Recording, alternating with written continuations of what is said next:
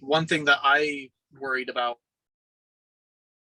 one thing that I always worried about when I would go to abandoned houses was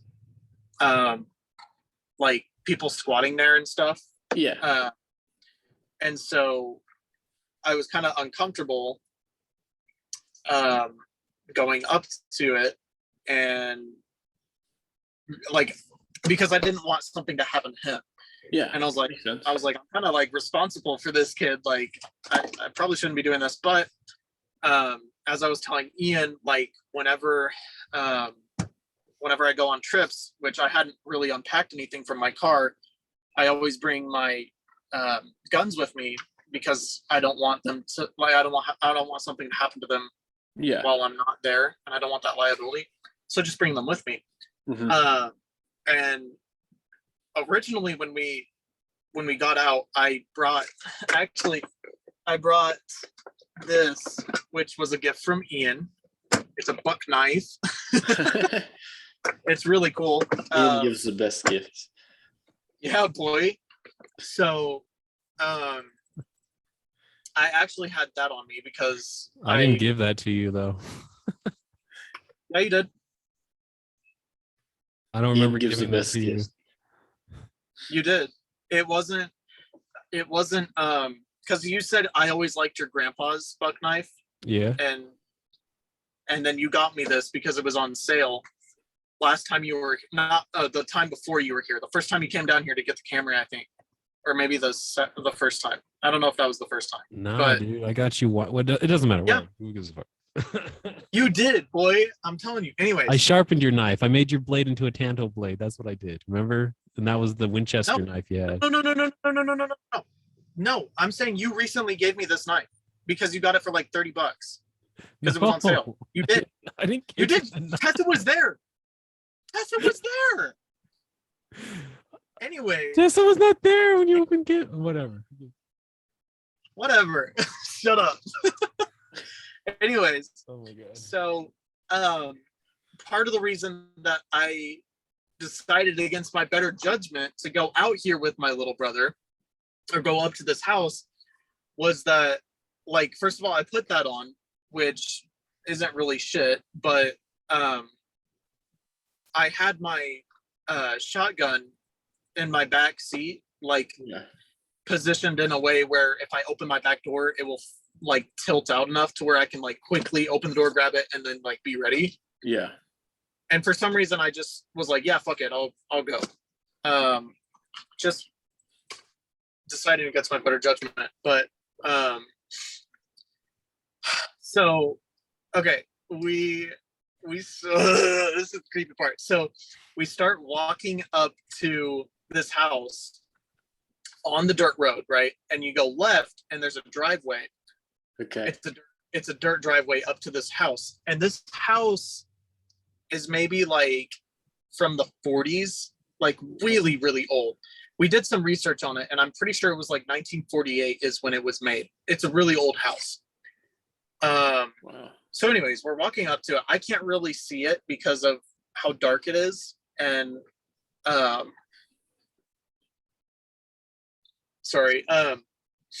there was like a big tree beside it. So I couldn't really see the whole house. Anyways, so we're walking off. I locked my car twice. Make sure it's locked.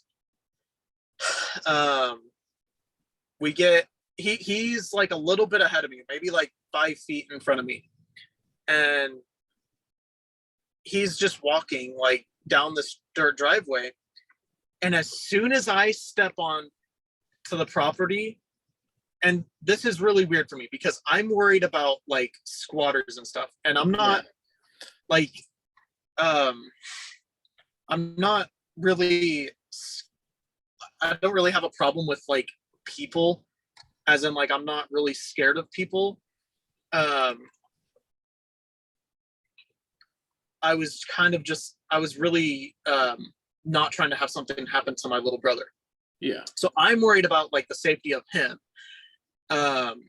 I'm not scared of like running into people or anything and like having a confrontation or something. So anyways, that's what I was focused on. As soon as I step onto the property, it was like have you ever been in the movie theater and like it plays the DLP audio and it's like, boom. Yeah. It was just like that. It was literally like, boom. And I felt like this immense pressure just come all over my body. And it was like suffocating. And I was like, it like stopped me. And I was like, what the fuck? And like, I'm watching Devin keep walking. And I was like, dude. And like, he kind of stops and he's like, come on. And he's like, I want to show you this car, this Belvedere down here. And okay, so we're in the driveway. We're pretty much right kind of by the house. And the way it is like it's a dirt driveway and then there's pavement right here and then there's the house right here. Okay. So it has like a makeshift pavement driveway. And I was pretty much walking up towards the pavement with the pavement on my left. So I'm pretty much at this house. And I pull my phone out and I shine my phone at the house. And Devin like stops and runs back and like grabs my arm and he's like, put it up. And I was like, why? And he was like, you're gonna make them mad. And like, he's so dead serious. This kid is never serious in his life. I've never seen him been serious. Like, he's so hyper. And he's like dead ass serious. And I was like, okay. So I turned it off and we're like walking down this dirt pathway. And this trail, it's like a trail. Like, you could tell that cars had driven through it in the past, but like it was really grown over and it's pretty much just enough for like people to walk down this little trail. Yeah. Which it was not like worn out like somebody had been. Because I'm sure nobody goes down there. But anyways, we get down this trail and let me describe this house a little bit more so you can get an idea. So it had the cement driveway, it had the house, and then like right here is a garage. And then behind the garage is like bushes, and that's where the trail goes down. So he like cuts left off the trail and he's like, look at this thing. And I was like, wow, because it was just an abandoned Plymouth Belvedere, really rare. And I was like, wow. Like, meanwhile, I'm trying not to be focused on it, which I'm really into cars. And so that's why he wanted to show me this thing. Yeah. And I'm trying not to focus on it. I'm trying to like scan and like make sure we're good. Make sure you're safe. Yeah. Meanwhile, I'm still feeling like this pressure, like immense pressure. And as soon as like he gets in this car and like pops the hood, like hits the hood release and brings the hood up, and I'm still kind of scanning, and then he's like, check it out. And I like kind of glimpse down at the engine bay, and the whole engine bay is like completely pristine, like brand new. And so it really like it grabbed my attention and I was like, whoa.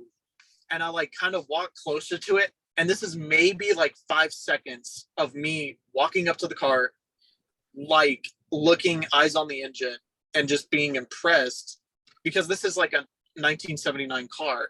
And I'm like, how is this so immaculate? But yeah, it was only like 5 seconds because I'm still like, okay, I can't be distracted out here. I gotta keep scanning and shit. Yeah. And as soon as I fucking get to the car, I hear like rustling up at the garage. And the problem with that is that the only weapon I have on me is that knife. And that trail, because of how the bushes are, is the only way out. And it goes literally right next to the garage. Yeah. And I was like, my head like shoots up and I'm like trying to look over the hood and like scan for shit. And I don't see anything. Obviously it's like super overgrown. Mm-hmm. And that pressure was like just getting worse. And Devin's still blabbing his fucking mouth talking about the specs and all that shit because he's super into cars too. And then I hear something in the bushes like right behind the trunk of this car. And I was like, and I like grabbed Devin's arm like super hard. And I was like, we're getting the fuck out of here. And he was like, what? I was like, get the fuck over here. And I like ripped him with me. And so we start like walking up this trail, and me and my little fucking, I had my my little fucking useless knife. I was like walking up this trail, like kind of keeping my eyes on where I heard that noise coming from. Yeah. And we get to about the house, and I just push him from the back. I like push him. I was like, go ahead. And he gets into like the road. Meanwhile, I'm still like looking back, making sure nothing's like coming out of the bushes or anything. And as soon as I step off of this driveway into the dirt road, the pressure just goes, and it's just gone. And I was like, what the fuck? So then I kind of like stepped a little bit back on, and Devin's like stopped now on the road, kind of like in front of me. Uh-huh. And I stop and like kind of put my right foot back onto the property and don't really feel anything. And Devin goes, you have to be all the way on there to feel anything. And I was like, what? Damn. And so I didn't know as soon as that. he I said didn't remember that detail. yeah, Oh my God. as soon as he says this, like from where I had parked my car to this driveway entrance, which by the way, I wear my keys on my belt loop, so they're on my like outside of my pocket, and I can access my keys and my fob and stuff. Yeah. As soon as he says that, I'm like, nope, I'm done. And like I walk off of the property, or off of the driveway, and I'm like hitting the unlock button, and I'm kind of like speed walking to get to Devin and get to the car.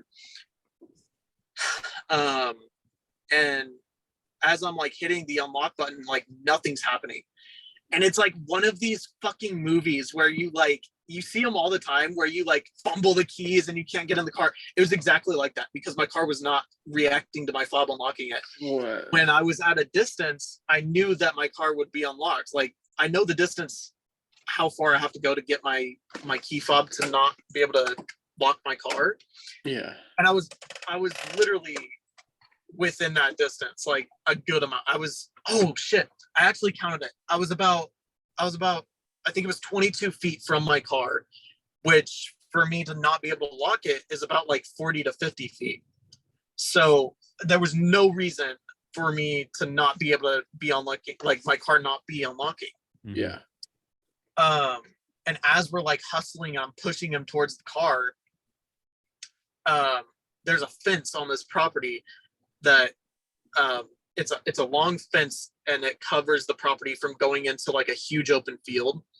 So there's this property and then like open public land, I guess, or whatever. As soon as we cross this fence, which is like 10 feet from my car starts unlocking. And I was like, what in the fuck?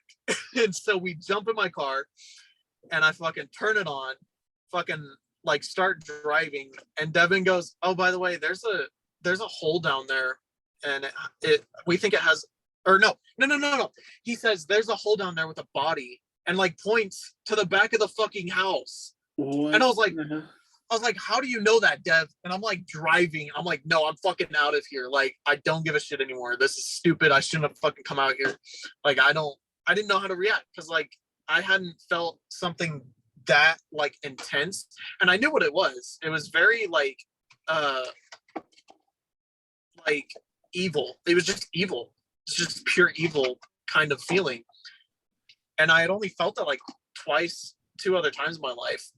So I knew exactly what it was when I started feeling that. I was like, what the fuck? And so I'm fucking thrown off. I'm like, nope, we're going home. I'm done with this shit. Whatever. That was cool, but don't go out there. Because apparently he had been going out there to like check this car out, and apparently he got it to run, which he was going to show me that night. And I was like, there's no fucking way you got that thing to run. It's a 1979. It's probably been there for fucking 30 years. Anyways. The gas is hella old. Yeah. So Oil anyways, sludge. we get home. Jeez.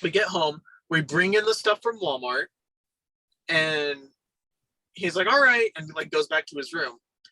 And of course I'm fucking beelining it to the garage. And like my dad's in there because I was going to tell my dad about it. Yeah. And I walk in, he's like, hey, did you get anything out of him? And I was like, I got what he wants to do as a career, and we're kind of talking about it. And I hadn't said anything about what just happened because I was still trying to process it and like get over like the feeling of it. It was a very weird experience. And so, anyways, we talked for like maybe like less than 10 minutes about the shit before Walmart, and I was like, by the way, Devin wanted to take me somewhere tonight, and it was very weird. And my dad sits up and like stands out of his chair, and he's like, was it that fucking house? And I was like, the one right down there? And he was like, yes. And he was like, okay, I'm not gonna say anything, I want to know what you have to say about it. And I was like, okay. So I tell him the whole story, and he's like, dude, that's fucking insane, because the same shit happened to me. He's like, he took me onto the property, I felt that exact same feeling, and it was nighttime, it was sketchy as shit, and nothing happened like that. But I did notice that my fob wasn't working when I tried to lock my car when I got onto the property. And I was like, dude, that's so fucking weird. So my dad has fucking experienced this before me. Yeah. And I was like, well, maybe he was just like taking both of us out there, and like took me out there to make sure he was not going crazy or something. Like, and I was like, but it doesn't make sense that he would be okay with going out there. Yeah. And so apparently this motherfucker, which he I think told me later, he had been like going out at like 2 or 3 a.m. to this place by himself. He's 13, going by himself, just out to this place to look at this car, to hang out with this car. And I mean, I was always like a rebellious kid, and like even at 13, I wouldn't have thought in my right mind, let's go do something like that. Like, because I wouldn't want to die. Like, that would just be a situation that, I mean, nobody would in their right mind be like, oh yeah, that's fine for me to go out there and do that at 2 or 3 a.m. Yeah. Like, and so that was a little off-putting. Which, by the way, the day after we did this, Devin was fucking sick like that again. Sick. Okay. And so we Hiram's doing a little Jew prayer right now. He's like, Shalom Lachem. Me and my dad get to talking about it, and like, this is all we had been talking about, because it was just so fucking weird that both of us experienced the same shit. And also for him, he had gone out there with Christie's Honda Pilot, which was fairly new. And also on top of that, he had just had the fob battery replaced. So, I mean, you could chalk it up to that it had a bad connection, but on the flip side of that, it was a brand new battery. Yeah. So there's no reason you wouldn't be able to block it, which I don't know. Anyways, so we start, we've been talking about it, and then we finally talked to Christy about it, and Christy's out there in the garage. We're all talking, and she said, oh goddamn, I'm skipping through the story now. Okay, no. So like 2 days go by, and then we finally talked to Christy about it. But between those 2 days, my dad and Christy had gone out for a date, and I was watching the kids. Yeah. This is where the weird shit, like, this is what really weirded me out after the fact of like all this happening, was we were sitting on the couch. It was me, Devin, and my little sister and my other little brother. And my little sister and my other little brother were just kind of playing, and Devin was like talking, and he was like, do you ever do Omegle? And I was like, no. And he's like, oh, well, I found a median on Omegle, and he told me a bunch of shit, and like told me he was a Satanist and stuff, and like he said that I have a 6 spirits attached to me and blah blah blah. So Devin has a car. My dad bought him a cheap ass like little Grand Dam or Grand Prix. Okay. Really old, just something he could fuck around with. And Devin said that this median said, and this is Devin telling me this, this median said that the car that he has, he guessed the kind of car that Devin has. Devin says, yes, that's what I drive, or that's what I have. And he was like, well,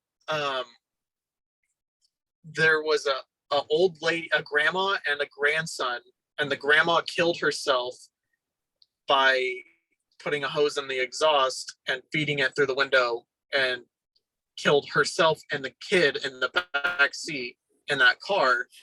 Is what this guy is saying, which was very weird because nobody guesses that a 13-year-old has a fucking 96 Pontiac Grand Prix that's blue with white stripes on it. Like, nobody's gonna guess that, right? He's fucking 13. Nobody's gonna guess. Anyways, so he said that spirit is less aggressive or malevolent or whatever the fuck you want to call it, but that she is attached to him also. And this is the weird part. So then he was like, how tall are you? About 5'9"?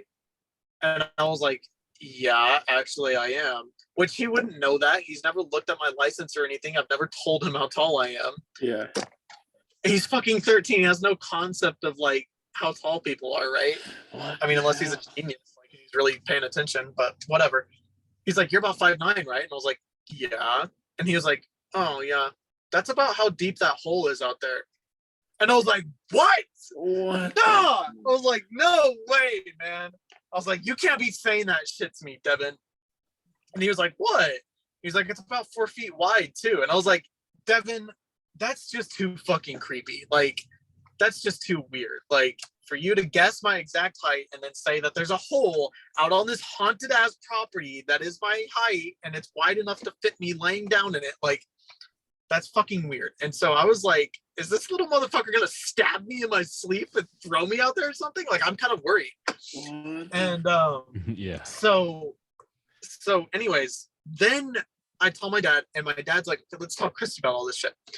So we tell her and all that, and she's like, I don't want to go to that fucking house, like, because me and my dad were like, will you please come with us and tell us if you feel something too? Like, Oh, she was like, no, I'm not going out there. She was like, I don't mess with that shit. Like, fuck that. But she said that and this was without me telling them about the Omegle stuff. I didn't tell either of them about this. what the hell? She said that one day she woke him up. It had been like, she said it was like 3 weeks ago, whenever she was telling the story. She's like, 3 weeks ago, I woke him up and he said he was like talking to this old lady. And I was like, an old lady? And she was like, yeah, I don't know what the fuck. Like, apparently he's talking to things down there. I was like, okay, that's fucking weird. So I tell the Omegle story. And she was like, oh my God. And so, like, it was just really, it was just fucking weird, man. And then Devin had said that he had a Ouija board, and like, And yeah, no, me and Tessa had always talked about it actually a few times, like a handful of times, is that we don't necessarily believe in them, but we don't not believe in them. And our rule is to never go near them or touch them or anything. Don't have anything to do with them. And so I got freaked out because I was like, okay, if this motherfucker has a Ouija board, I'm in the same house as this thing. Where versus like, if I saw one on the street, whether it's real or not, I would literally cross the street and not walk by it because I just don't want to find out. I don't want to be near anything like that.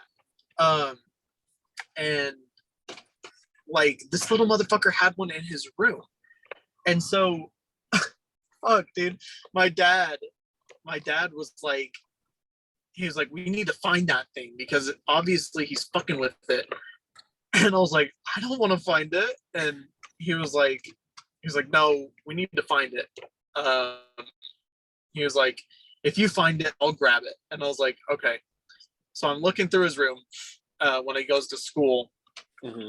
And I was searching, couldn't find it. And finally, I searched his closet, and I'm like reaching up on the top shelf in the closet, like feeling, and fucking it fell like off of the shelf, and I like grabbed it. I didn't realize what it was. I grabbed it, and I was like going to push it back up, and I see the fucking letters and shit on it. And I was like, oh my God, I'm fucking touching the Ouija board. Oh man. So I went ahead and like fucking grabbed it and took the little piece for it and brought it up to my dad. I was like, and I like threw it on the trail. Oh my God. I threw it on the chair. I was like, here you go. Fuck that. And he was like, what the fuck? He actually has one. Wow. And I was like, do whatever you want with it. I'm not touching it ever again. And I was like, that's the only time I'll ever touch one. And it was just really weird. And I haven't heard anything after that. And I didn't see him act that way again after we found the Ouija board. And he never talked about that shit again ever. So, I mean, I don't know, but the whole experience was just so fucking weird. And like, it was really, it was just fucking weird. Dude. Like, it was just weird, man. And then when you were like, just keep going back to when you were shining your light on the house, and he's like, no, don't do that. That'll make them mad. I'm like, and then you hear him, he was talking to like ghosts and shit there. It's like, what the fuck? Yeah. And it's really weird because he is not a fucking serious person at all. He's like a common, like you would think he has like ADD or something, the way he talks and doesn't shut up, and he's always doing something. Like he has to be moving, he has to be talking, he has to be jumping around. So for him to like get super serious and be like, no, don't do that. It's like, he means it. Like it's just fucking creepy, man. Really creepy. Yeah, that's a crazy story, man. So with the 8 minutes we got left, with the 8 minutes we got, with the 8 minutes we got left, I just wanted to ask, like, how is he doing now? Okay. Because that was like a long time ago. That was like 4 or 5 months ago. I haven't heard anything about anything like that. So hopefully he's gotten out of that shit. But it's really weird. And my dad can confirm that he started this thing with him when he was there with him, because he did start it. He started this old ass car there. He started with fucking dude, somebody just walked in the parking lot. It was so fucking creepy, man. I saw somebody walking in my window. I was like, what the fuck? Anyways, no, he started this thing in front of my dad. I think he used a screwdriver and like busted the ignition to like start it. Or maybe the keys were in it. I don't remember, but my dad has seen it start. Damn. So he has got it running, apparently. I mean, it's on bricks. Like, it doesn't have wheels or anything, but it runs. Like, he's made it start. It's fucking weird, man. Damn. Like, something like that should not be able to start. It's a 1979. Maybe it's a 1979 Plymouth Belvedere. And so there's no reason for this car that's like completely rusted to have a pristine engine bay and be able to start. Like, and Right. Devin said that all it needed was a battery out of one of the other cars that's there, because apparently there's other cars there. And oh my god. So me and Tessa looked this up, right? This is another weird part about this, right? Oh, no. So me and Tessa looked this up. We look up some research on this house, try to find who owns it. And apparently the last owner, oh my God, this is so weird. The last owner of this house purchased the house in like 2004. And the day that they purchased the house was May 21st, my fucking birthday. It's so fucking weird, man. It's so fucking weird. Like, they have the whole deed posted and everything. On May 21st is when they obtained ownership of the property and the house. And it's fuck, man. It's so weird. It's so weird. And there's a hole out back just about your size. I know. The weirdest shit ever, man. It's just fucking weird. Yeah. Like, what are the chances of that? Ugh. Yeah, dude. That's so weird. It's so weird to me, and it's creepy as hell. God, it's so creepy. Anyways, what is your next question, Ian? Nah, man, that's a good story. Dude, the way I've heard it and the way I think about it is like, you know, you don't really have any experiences with like spirits or possession if you're not looking for it. That's kind of what I've heard. You can't really find it if you're not looking for it. But if you're like inviting it with like a Ouija board and stuff like that, and you're like messing around with that stuff, I've heard then you can have more experiences. And so it's like, if you just don't invite it, it won't happen. But if you start inviting it, like something might happen. And I have had other experiences like that, but this is by far like the creepiest fucking one. Gosh. Like I said, I felt that evil presence. And I've also seen like what I believe to be demons before. But like just this whole thing and the way it played out was just so like, there's no way a 13-year-old is like calculating this meticulous plan of like things to line up with different people and like different storylines to finally be revealed through 3 people. Like there's no way. No. So it was very weird. And also the fucking thing was purchased on my birthday. Like, what? Gosh, man. Damn. Thank you. Thank you for the story, man. Yeah, thank you for telling good it. Stay safe. I haven't heard anything else other than that. But low key, I want to go to this house. Yeah, I mean, I don't know. It's weird. I don't know if I would want to go back, dude. That'd be like attaching a demon to myself. See if there's a dead body in that hole. There's a skeleton. I don't know, dude. That's what he said, but I don't know if you want to go find out. Yeah, we didn't even bother. Me and my dad thought about it, and then we were like, no, we don't want to bother to do that. And shit. Any last words, final comments at all? Anybody? Oh man, this is a good time. It was a great time. Thanks, Samuel, for sharing it. Sorry you had to experience it. Yeah, for real. Yeah, I mean, I don't know. It's all right though. I mean, it's just creepy. Yep. I'm glad to share it though. I mean, it's a wild story. Yes, sir. I hope Devin is okay or eventually gets out of these weird trances or drug addiction, whatever the hell it is that he keeps getting into these weird zombie modes. Yeah, I think, I don't know. Pretty sure he's okay though. That's good. Cool. That's good. All right. Well, thank y'all for listening, for tuning in, and hopefully you're not too scared from these stories. Angels and demons. Stories. And ghost friends. Holy shit. And fighting people in front of Chipotle. Yeah. Chipotle fights. Oh shit. Yeah. Chipotle life. Right. But yeah, sounds good. All right, y'all. Y'all take care. And we'll see you next time. We'll see you next time.